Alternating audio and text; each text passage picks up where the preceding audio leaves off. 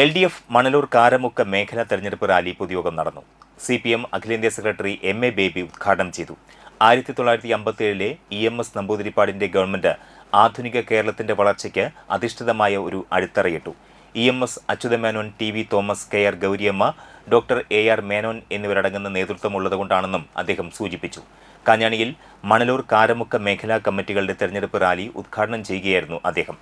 ഇന്ത്യയിൽ ചികിത്സയുമായി ബന്ധപ്പെട്ട് സ്വകാര്യ ആശുപത്രികളിൽ പോകാനും പണം മുടക്കാനും കഴിയുന്ന ഇടത്തരം മധ്യവരുമാന ശേഷിയുള്ള ആളുകളുടെ എണ്ണം കേരളത്തിൽ കൂടുതലാണ്. അതുകൊണ്ട്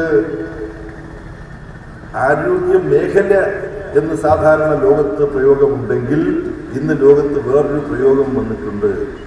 ആരോഗ്യ വ്യവസായം, ഹെൽത്ത് ഇൻഡസ്ട്രി.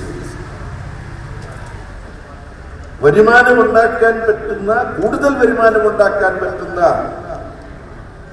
ലാഭം പരമാവധിയാക്കാൻ സാധ്യതയുള്ള ഒരു മേഖലയായി, ഒരു വ്യവസായമായി ആരോഗ്യ മേഖല ലോകത്താകെ മാറിയിട്ടുണ്ട്. കേരളത്തിലും അങ്ങനെ മാറുന്ന പ്രതിഭാസമുണ്ട്.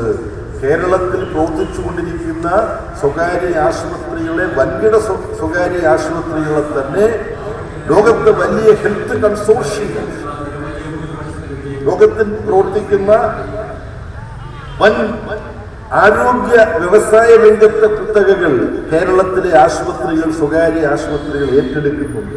അതിന്റെ വിവരങ്ങൾ ചില ശാസ്ത്ര സാഹിത്യ പരിഷത്തിന്റെയും മറ്റും പഠനങ്ങളിൽ പരാമർശിക്കപ്പെട്ടു.